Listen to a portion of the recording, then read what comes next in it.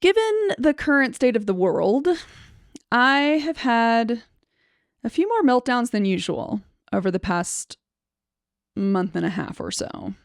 And this has just reminded me of how very much meltdowns suck. So let's talk about them. Hey, we're promoting safety and empowerment over here! My apologies to all New Yorkers and fans of Midnight Cowboy. Hello and welcome to the Trauma-Informed SLP. I am Kim Neely, a licensed speech-language pathologist in the United States, also late-diagnosed neurodivergent and queer. And I've had a lifelong hyperfixation with how people work. Like a lot of neurodivergents out there, I've been like, why do their brains work the way they work and how do they think? And trauma-informed care has really given me a lot of insight into not just how humans behave, but also why they behave the way they behave. And it's really helped me develop a little more compassion and understanding. And so here on this channel, I use that paradigm and also my own experiences as a late diagnosed neurodivergent to promote some kind of essentially understanding, compassion, healing through all this pain that comes at us just from existing in this world. That's what we're doing here. So welcome. And on this episode today, I want to talk a little bit about meltdowns. So I guess trigger warning, I'm going to try not to go too far into all of how I feel with them and such, but I will be talking a little bit about my own version of self-harm that happens while I'm in a meltdown. So little content warning for you guys out there. I will be putting chapters hopefully on this so you can skip over like the my experiences section. But what I want to do is, so as a speech language pathologist, I've worked with a lot of autistic kids, ADHD kids, neurodivergent kids in general who have meltdowns for sure. And we definitely play a role in helping with those meltdowns, helping to calm them, helping to kind of request their needs and like tell people what's happening. But I've also noticed if you don't have meltdowns, I've noticed with my fellow colleagues and other like adult friends of mine, they don't necessarily understand what it feels like to have one per se. And I've also noticed with a lot of adult advocates out there, I don't think people have been really talking a whole lot about how it feels. Some of them have, but not all. And so I wanted to share a little bit of how I feel when I have a meltdown, what it actually feels like to me, but also how this has helped me kind of conceptualize what I'm seeing when I see students or clients having meltdowns. It gives me that first person point of view to like try to help, The main intention with this is not to treat or diagnose by any means. The main intention for this is education around meltdowns and how exhausting they are and how distracting they are, how disabling they are, and how much they just plain suck. So let's get into it. So today, what we're going to do is we're going to start by talking about some definitions like meltdowns versus panic attacks versus like what seizures are and also autistic shutdown because people talk about that. So I'll talk about that a little bit too. Then the second part is I'm going to be talking about my experiences with them, but also I'm going to do it under the umbrella of talking about how I think of meltdowns in stages. So I have my own personal little hypothesis that meltdowns happen in stages. There's a stage to like ramping up to the meltdown, having the meltdown, and then coming down from the meltdown. So I'm going to talk about it in those stages and using my first person experience to explain those stages for folks. And then I'm going to end this with some considerations for caregivers of people who have meltdowns, but also maybe a few things to help out with like mental health practitioners if you have clients who have meltdowns or panic attacks, some considerations there as well. So let's go ahead and get into it. So I've had panic attacks prior to getting my anxiety treated. I've had a lot of panic attacks. When I was a little kid, I would call them big cries. I didn't realize what they were panic attacks / meltdowns. So I want to talk a little bit about definitions here because it gets really murky and muddy, to be honest. I don't have a really great definition of the difference. I have looked into research literature and I don't see anyone really distinguishing the two very much. And I have a knowledge of the physiology behind a panic attack. And I think physiologically speaking, at least from my own experiences, they feel very similar. The only thing I've seen out there are on like, usually often blog posts on mental health pages, like practitioner clinician websites, essentially, where they talk about them as different things. And from what I've gathered, the main difference seems to be panic attacks. It tends to be the like trigger for them, not so much what happens while you're in the middle of them. Physiologically, they are pretty similar. But panic attacks seem to be considered things that are triggered by worry or fear of the future, right? So it's that like something bad is about to happen. I can't stop something bad from happening. I'm unsafe all the time, or I really messed up, so something bad's going to happen. Like it's that feeling unsafe. There's some sort of future threat or some sort of fear around something there. So it's when those thoughts start to spiral and get out of control, and then it kind of kicks your body into the really high fight, flight, or freeze modes, the survival modes. That's a panic attack. Meltdowns are essentially where, from what people tend to talk about, is where your brain is getting overloaded with your environment or maybe something inside your body, like if you're feeling really uncomfortable. So you get this like sensory overload, people might say, essentially, where it's like the lights are too bright. The fluorescent lights, for me, fluorescent lights give me a headache. Way too bright, or there's a certain sound that's driving them crazy, or maybe just all of the above. They're just in a really busy space with a lot of people and it's just chaotic, and right. And so this overwhelms their brain, or at least maybe their attention systems and sort of middle brain. Maybe that's what's really getting overwhelmed. I don't know. But somewhere things get overwhelmed with all this incoming information. And then that sends your body into this extreme survival mode, this fight, flight, freeze, like extreme sympathetic response. Okay. So both of them end up in a really extreme sympathetic response, high adrenaline, all those big stress hormones, the rush of everything, the high energy there. But then it seems like the triggers are different. So it sort of seems like panic attack triggers are more top down, like conscious, like spiraling of fear there. And that meltdowns are really more from like bottom up, kind of like incoming information is overloading your brain and it gets too panicky about it. Now, I also want to talk a little bit about seizures because I make some parallels here to seizures. And the reason I make those parallels is because I've had some experience with epileptics in my family, people with epilepsy, and have been around for some tonic-clonic / grand mal seizures. And so in explaining how I feel about meltdowns and the stages I go through, I do make some parallels to seizures because seizures have known like stages. They have like an onset. Some people have an aura stage where they can feel it coming on, and then they have the seizure, and then they have this called post-ictal stage where their brain's kind of booting back up again, essentially, especially if they lost consciousness. And so seizures are not meltdowns or panic attacks, okay? Seizures are not about the survival modes taking over. Seizures are electrical storms. That's literally what they are. Your nervous system runs on electricity, right? Your nerves fire electricity through them to send messages. So think of a seizure as literally a thunderstorm somewhere in the nervous system. That is a seizure. And if it's like the big tonic-clonic / grand mal, depending on what way you say them, the ones that usually get portrayed in like TV and movies and stuff, those really big ones where someone's lost consciousness completely and they're having this big, like their muscles are really tight and maybe doing really repetitive motions and stuff, that sort of thing. Those kind of seizures are essentially storms that kind of go throughout the brain for the most part. But they usually start in one area and then it like spreads. So anyway, so that's what my main first person experience has been. Well, not first person, second person, I guess, secondary caregiver experience. We'll put it that way. My caregiver experience has been with those type of seizures. But I've made some parallels to them because I've had to explain my meltdowns to people who have had those seizures. So it's like, it's been a helpful parallel for us to understand. So I thought maybe this would be a slightly useful parallel. And I just wanted to find that just in case you were unaware that seizures are electrical storms. And then the other definition would be shutdown. I've seen some videos on this, and I think this is mostly adult autistic advocates talking about shutdowns. I don't see it a ton in literature and like research. But shutdowns to me sound a little like moments where you're getting so overwhelmed that you get really quiet and really still and like it's impossible to focus, particularly the quiet.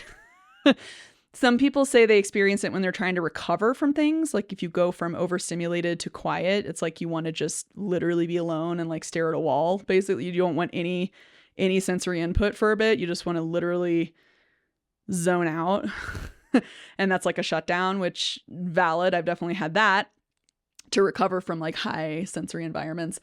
But then shutdown can also be, I think, like kind of, for me, it can be a precursor to a meltdown for me. I don't know if that's true for everybody, but it can be that feeling of overwhelmed where it's hard for me to focus. And like, say if I'm in a busy space or in a new place, I'll just look down at the floor. I'll be trying to like focus on single things in front of me and get kind of a tunnel vision and like just staying really quiet and just trying to kind of push my way through the environment just so I could get somewhere quiet, you know? Like I can't be in the environment for very long because then I might end up in a meltdown. So in talking about the survival mode thing, I feel like this is another kind of physiology review, if you will. Fight, flight, freeze on my podcast probably went into way more detail than you would ever necessarily want on this, but essentially, when you go into survival mode, anytime, whether you're actually in a survival mode, like as in, you know, what's that movie with Leonardo DiCaprio where he has to fight the bear? Whether it's survival mode like that or like an actual like, you know, emotional memory, trauma response trigger kind of thing, whatever it may be. When you go into survival mode, what happens is, I'm going to grab this guy for some visual. Okay, so this is like the side of a brain, like if you, did I put that in there correctly? Yeah. It'd be kind of sitting like this in your head, okay? But this is a little dude I found. It's a little squishy guy I found on Amazon once. So here you got your brain. Okay. I will try to keep this guy in as much of a view as I can. Okay.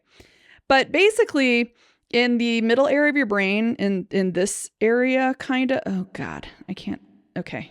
Right, left, man. I can't do it, guys. Anyway, in this kind of area, you have all this like circuitry that helps you to focus and pay attention to things. And that's where you have what's called your amygdala, which everybody says it makes you angry. But actually what the amygdala does is assign a value to all the sensory information your brain's getting. So all the smell, sound, touch, sight, all that is going up into your amygdala and it assigns a value to it. Whether it's like, yes, this is a good thing, we like it, or this is a threat, or whatever it may be.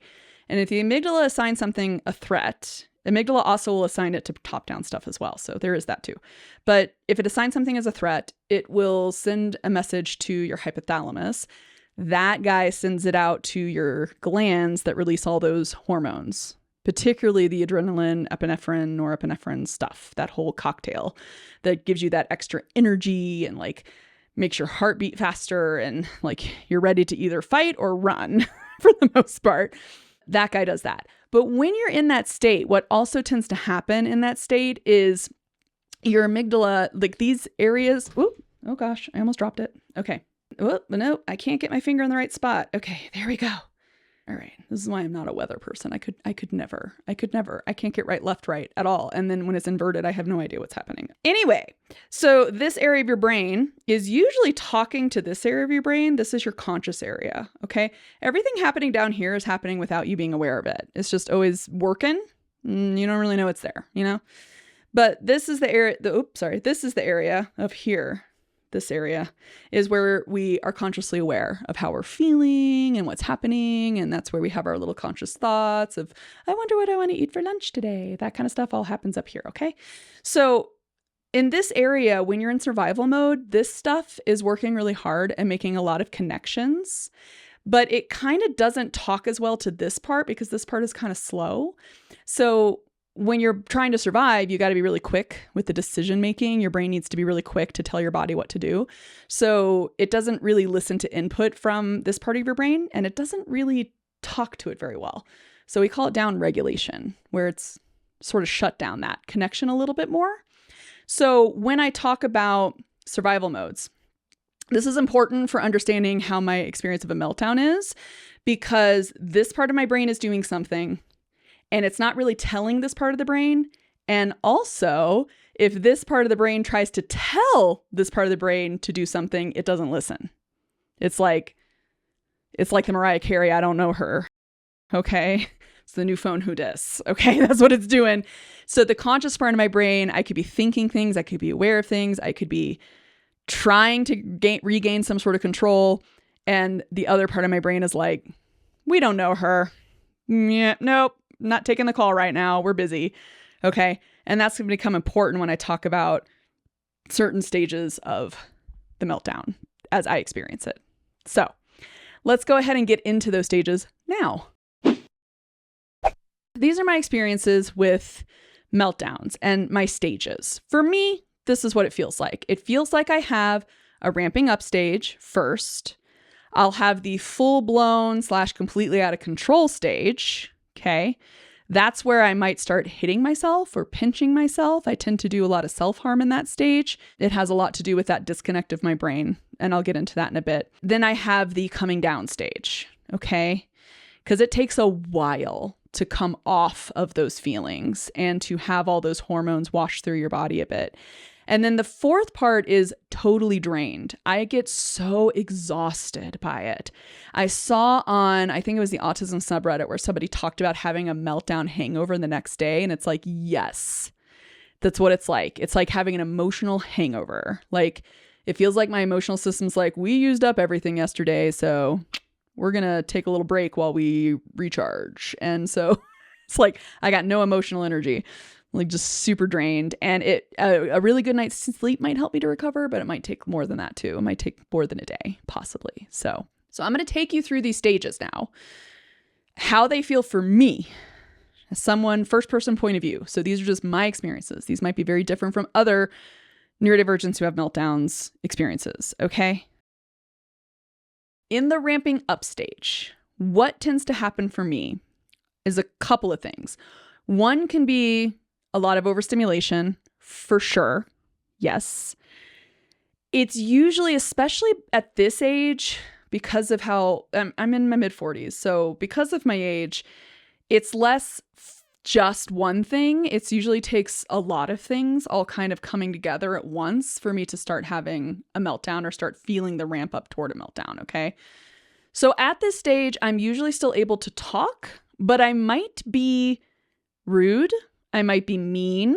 I might be saying things like, I just need you to shut up. Like I might just be, if somebody's like saying something that's not helpful, or like if somebody's putting more demands on me when I'm trying to manage myself, if somebody's like, well, you need to hurry up, like especially if they make me rush or something while I'm trying to actually calm myself down and I feel like all this pressure towards something, it's going to make it worse.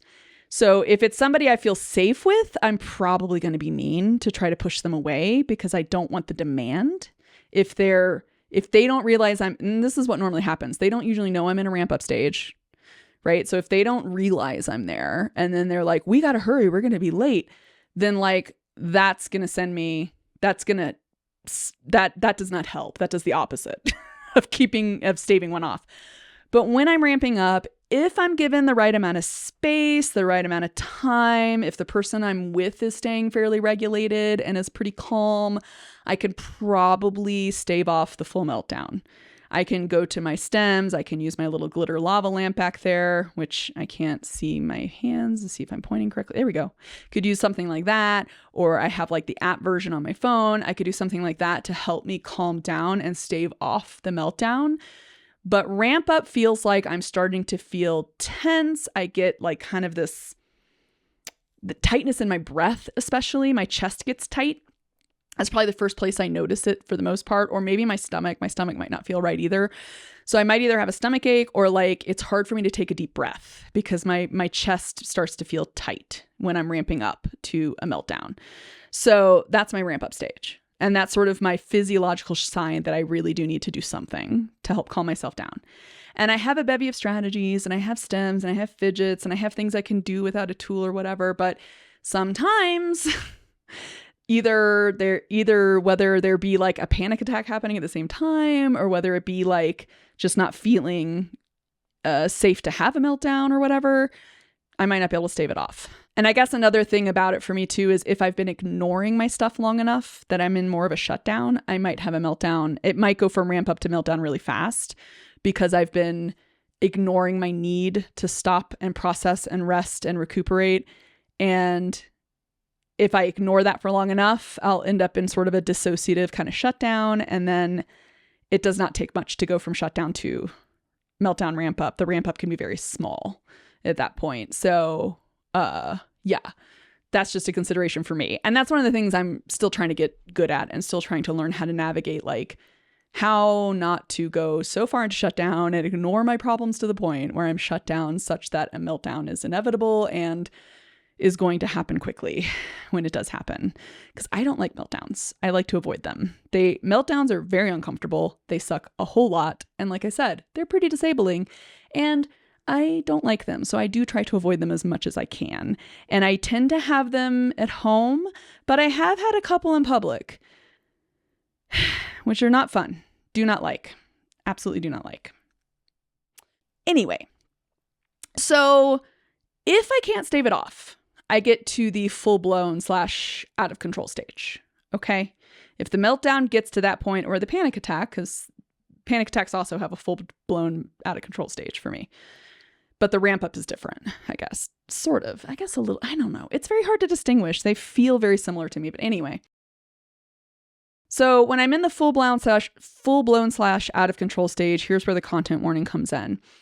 This is where I feel, and this is also where I tend to make parallels a little bit to seizures in the sense that I feel completely out of control of what my body is doing. I'm not completely out of control because it's not a seizure, but it's absolutely not. But I could be consciously thinking something, and I could be thinking, I want to do this, or I want to take a deep breath, but I will not be able to do it. I will not be able to get that thought of I want this to happen to my body.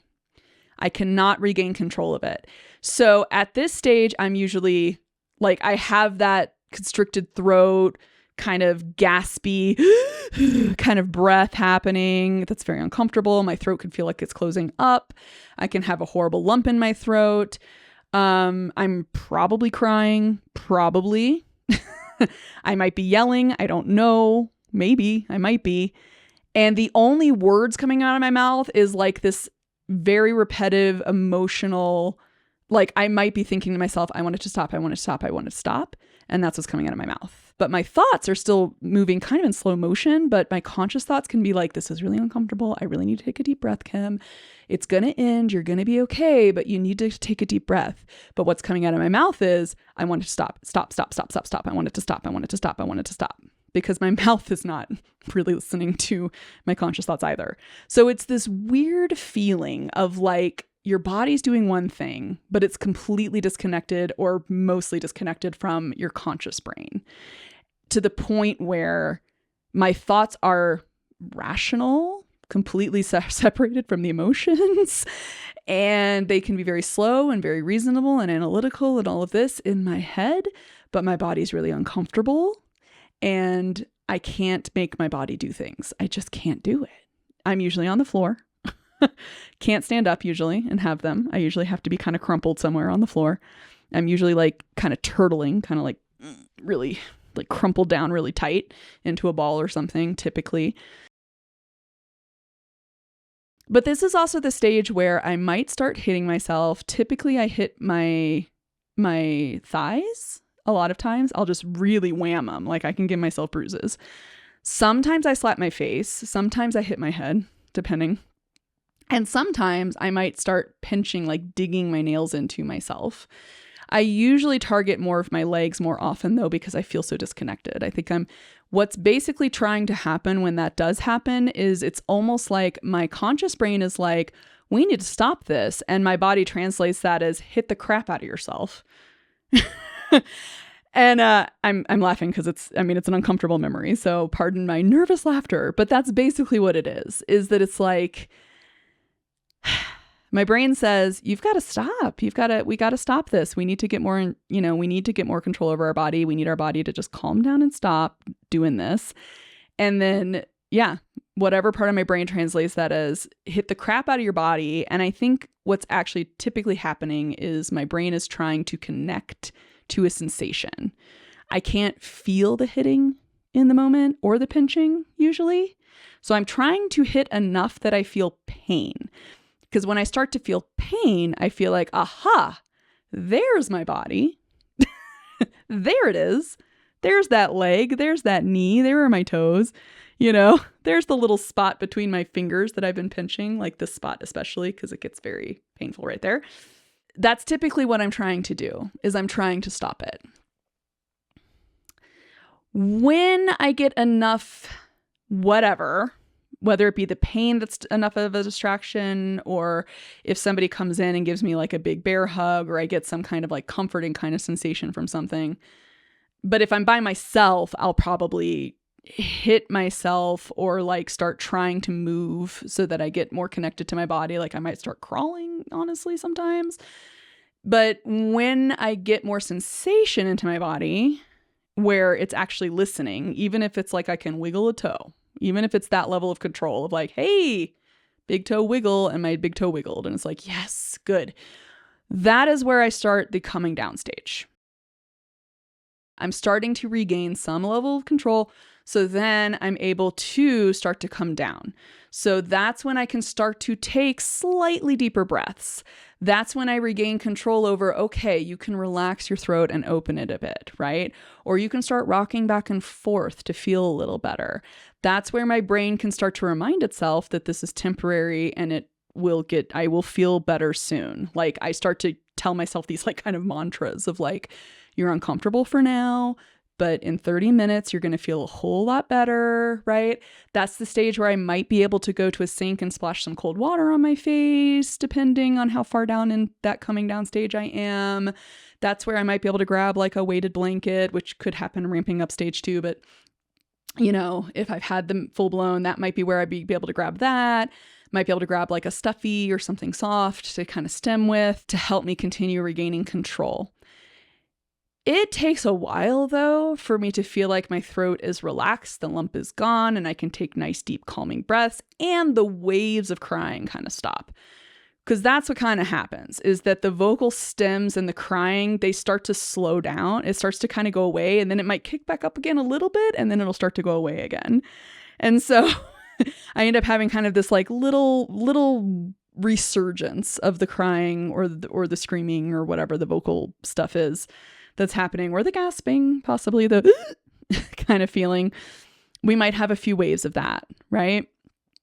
And so it takes a little while for me to come back to where all of that has actually stopped. Okay. Now, pro tip, when you're working, especially even with like little kids, even like preschoolers or even toddlers, if they're having some kind of a meltdown, give them at least 30 minutes to come down from the peak meltdown. Give them some time to recover a bit. This is not the time to add more demands, because if somebody added more demands on me when I'm in the come down stage, it's going to ramp back up again. I'm going to go back into, I could go back to the out of control stage pretty easily if I'm not given the space and the time to really come down. Or conversely, if I've been out of control for so long that my body has no energy left, then I'm just going to go like straight up into like a dissociation, numbness, shutout, like complete shutdown stage.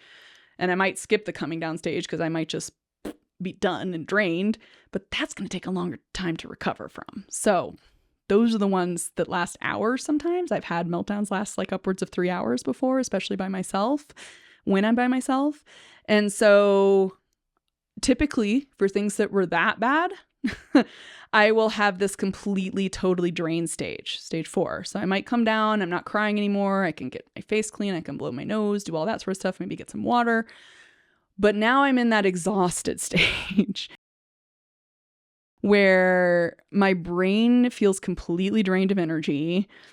It's almost like I'm out of dopamine. We got to create more. Like I'm out of my neurotransmitters for like feelings and stuff. And what is disabling about it, this is the stage where it's particularly disabling for me, especially if it's the kind of day where I needed to do something high level with my brain. Like I needed to write a report, or I needed to analyze a test, or whatever. Maybe, I needed to do something clinical with my brain, some sort of assessment or something, or I needed to write a research thing or whatever.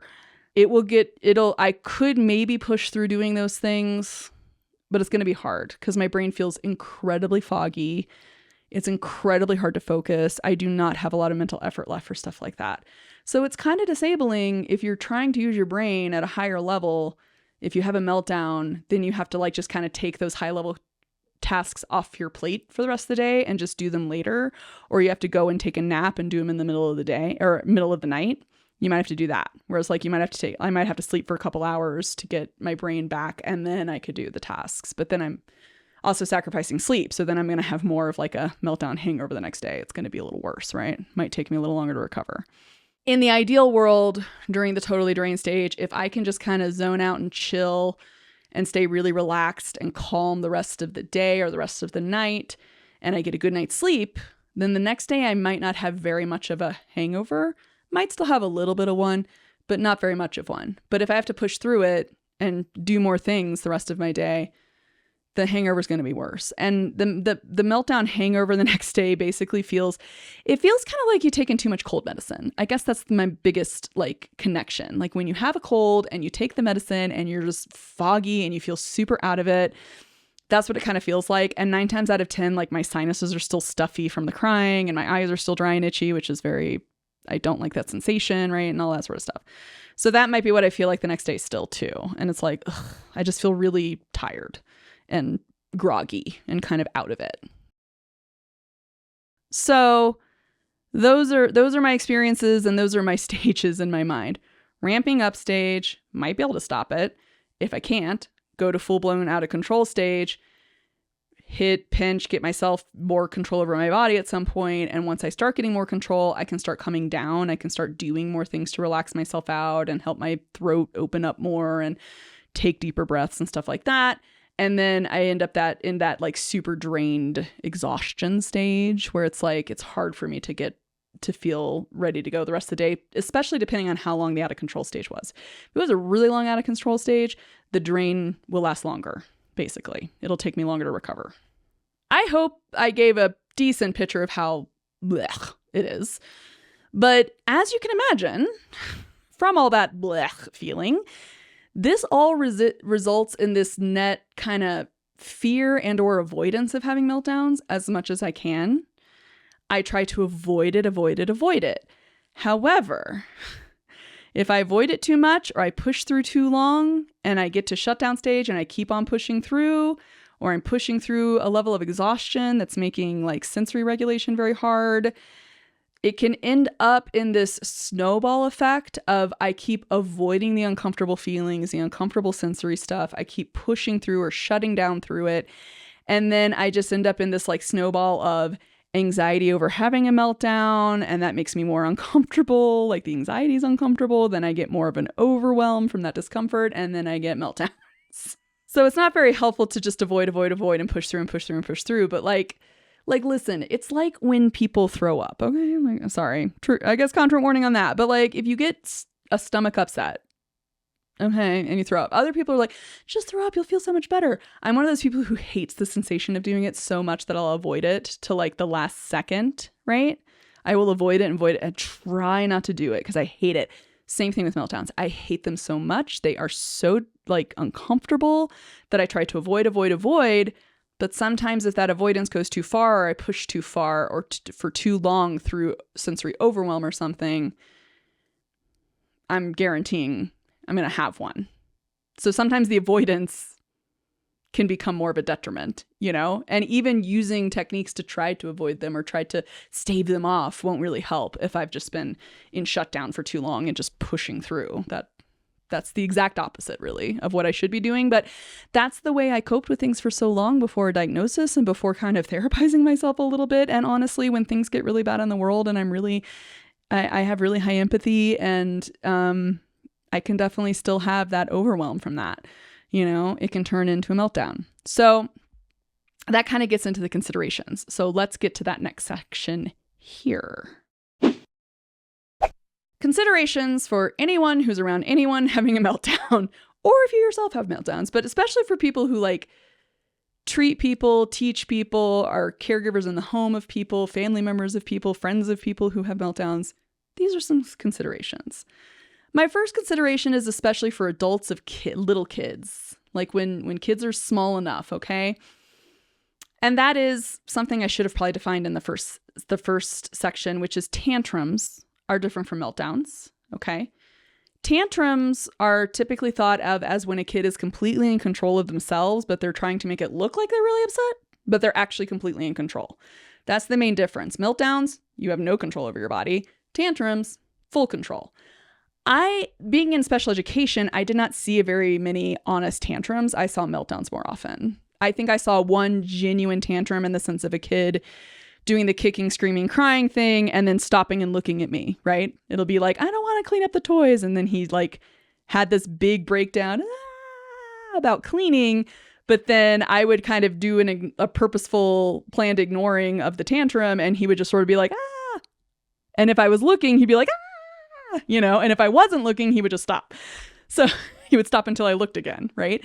So that's like what a tantrum is. It's the fully in control of it. They're really just trying to get the adult's attention and get their way. My big pro tip here is to treat a tantrum like a meltdown. You don't have to worry about which are which. People always want to talk about how I can tell which is which. Honestly, treat them both the same way. I just said I did a little planned ignoring of the tantrum. That was after I had already established that what we're going to do. I had my little emotion scale. I brought that in with me because this kid, we knew he was going to have tantrums. He was new to the school and we did the intake and I knew this kid was going to have an issue. So I was there to help. So I had my regulation like visuals to help, this little like energy meter scale of like, how does your body feel and what can we do to help calm ourselves, and like little visuals that I used for all the kids in the preschool. And it had helped so many kids. And at that point in the year, like the teachers knew how to use them. Like everybody knew my little tools, right? And people knew what was up. But to help with the teacher and the paras, I just wanted to do it myself with this kid because I was like, he's going to take a long time. The first time, like laying down that this is how we handle this is going to take a while. So that's what we did is when he started having his tantrum, I grabbed my stuff, brought it over to him while he's screaming and crying. And I did my whole spiel of you're right here. It looks like you feel like this. What can I do to help you feel and like a little more calm, right? Like I might point to a different scale and be like this. What can I do to help you feel a little better in your body, right? Can we do deep breaths? Can we do this? Can we do drawing, glitter bottle, whatever, And so like, that's what I was doing. And he kept tantruming. And the ignoring I was doing was I didn't engage with his request to not pick up the toys. What I wanted was he has to, show me how your body feels. Either point to how you feel or point to something you need to help be more calm so you can use your words, It's like, what do you need from me? And he'd be like, I need no cleaning. And it's like, here's the choices. Your choices are here, right? Like, we need your body to be more calm first, okay? We'll talk about cleaning up in a second, but let's talk about how to make your body more calm first. You need to tell me.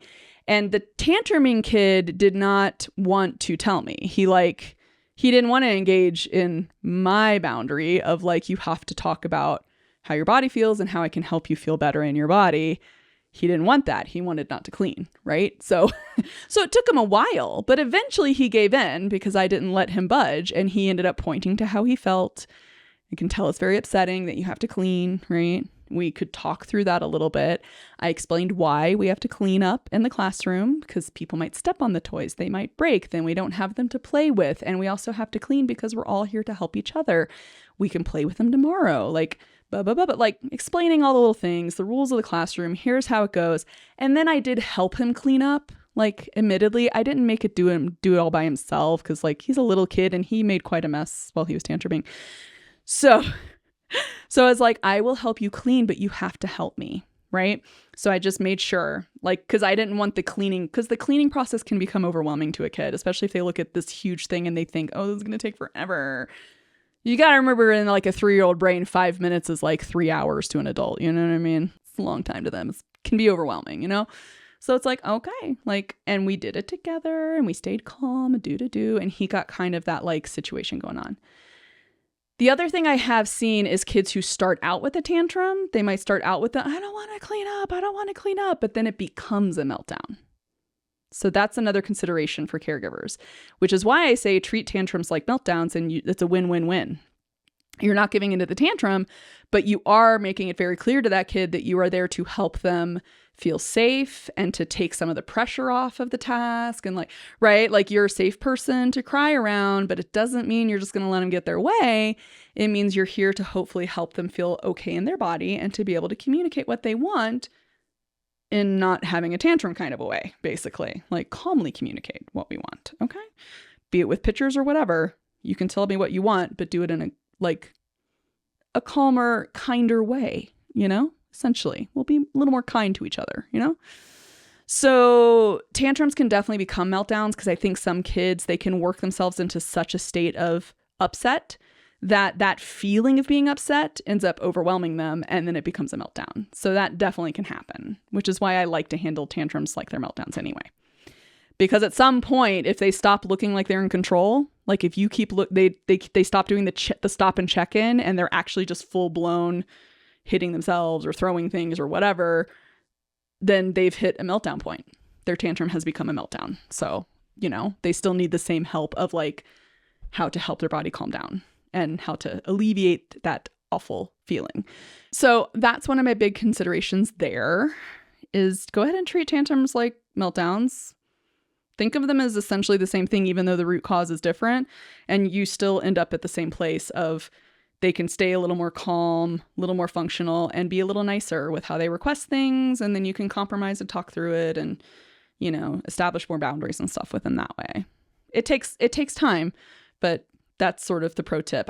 If you're a parent with like many kids in the house and you don't have that time, I don't have an awesome tip for you. If you are one of those parents who has a tip, leave a comment below, because I don't.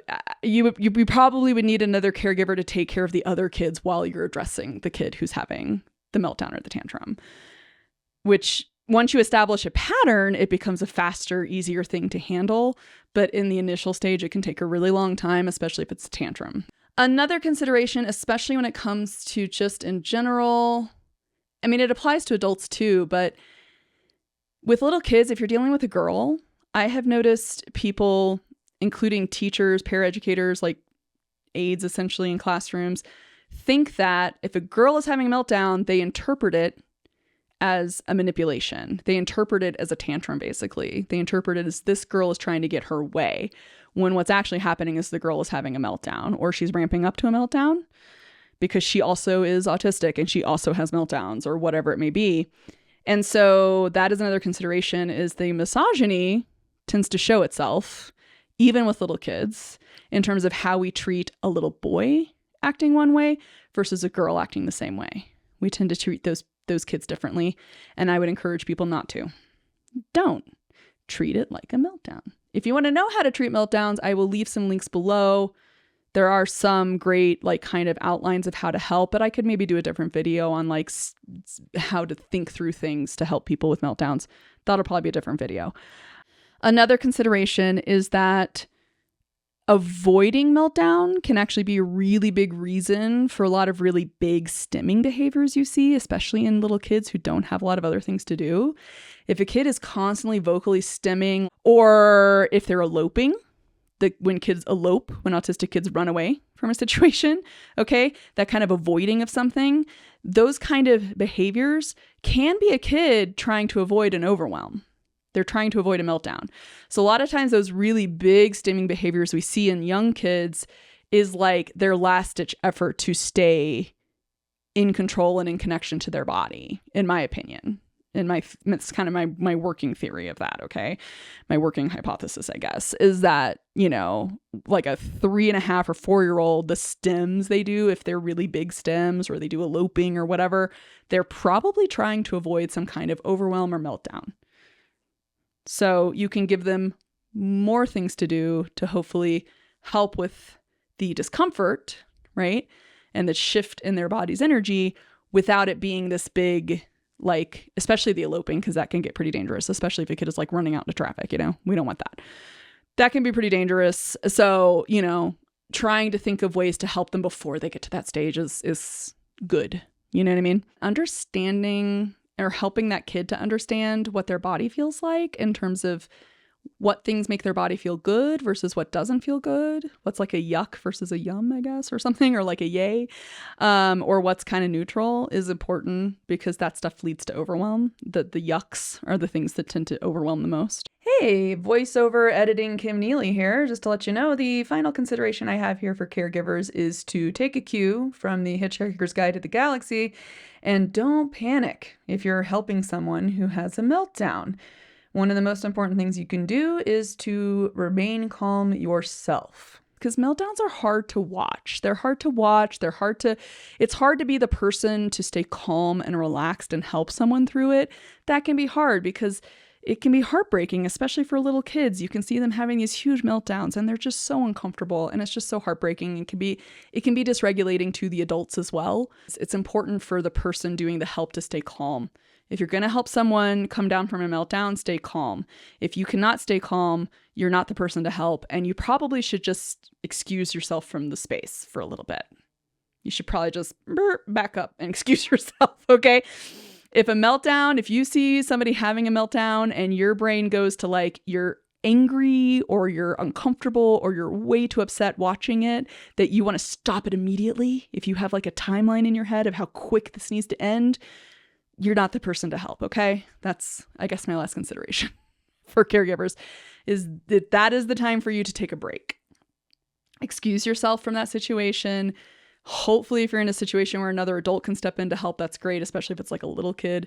But like, it's not time for you. You're not the one to help with this meltdown. Not until you can calm yourself. You need to work on ways for you to stay calm and for you to stay and not put yourself on a timeline and not put that meltdown person on a timeline either, right? Because it's going to take however long it's going to take for them to feel better. Like I said, I've had meltdowns last upwards of 3 hours before, especially when I'm like in an apartment by myself as a young adult, without any mental health treatment or anything.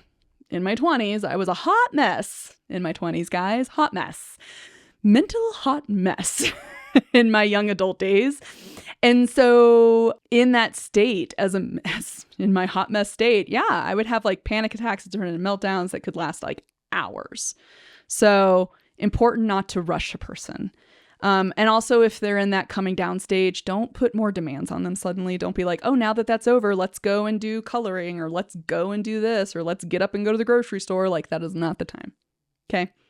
Not the time. This last consideration is really more for late diagnosed neurodivergence particularly, but could also be teenagers too and stuff, where mental health practitioners, for counselors out there, or for people who are getting mental health help, there are a lot of ways that it can be a bit of a barrier for us neurodivergents to access mental health.